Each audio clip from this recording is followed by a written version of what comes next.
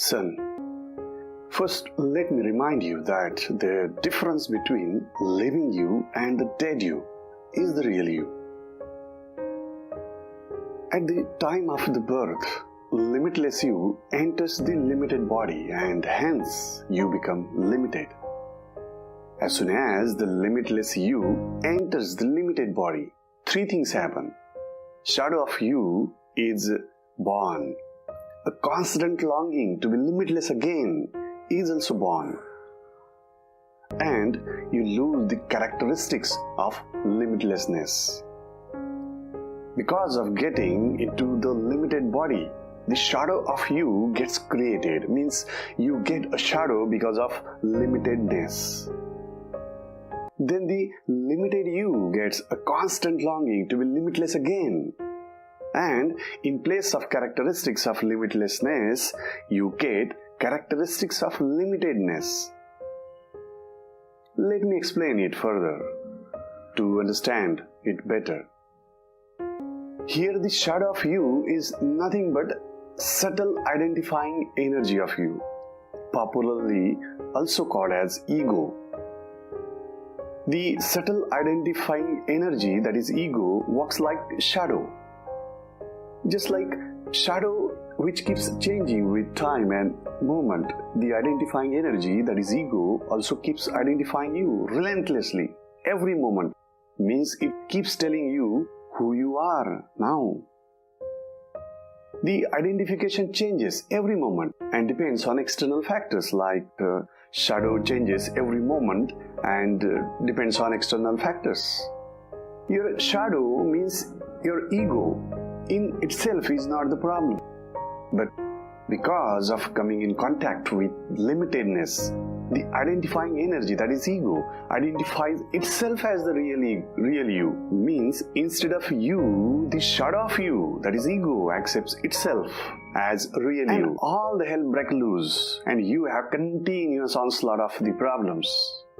To understand how it happens, let me give you an analogy.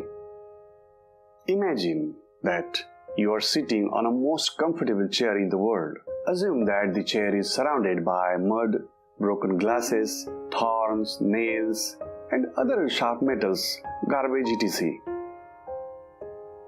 You are sitting on the most comfortable chair in the world and hence untouched by the mud or other sharp things, and hence you have no problem of any kind.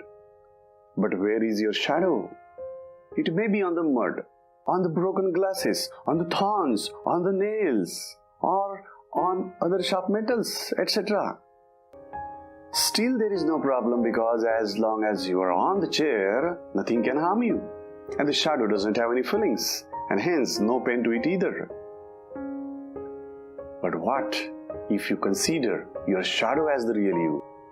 All the problems of the shadow will become that of yours. Sometimes you will be on the thorns which will pierce into you, creating pain. Actually, there is no such pain, but your assumption that you are the ego will make it real. Sometimes shadow means you will be in mud, making you stinking muddy.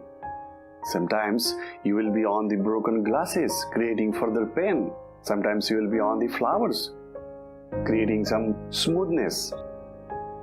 The shadow can be anywhere means you can be anywhere. Therefore, you will be in big mess.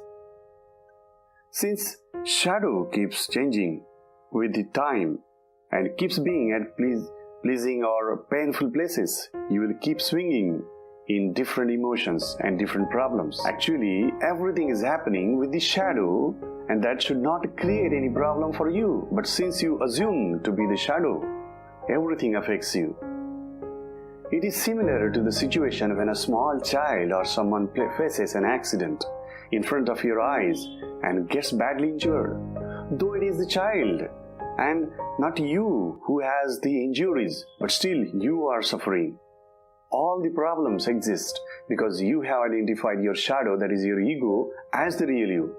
So your problems are not the real problems. They are the problems because you have just assumed and accepted them so. This misidentification creates many chain effects. Like the constant longing of you to be limitless again becomes constant desire of assumed you, that is ego, to be and to get more and more and more. And limitless Anand becomes cycle of all possible variations of happiness and sorrow.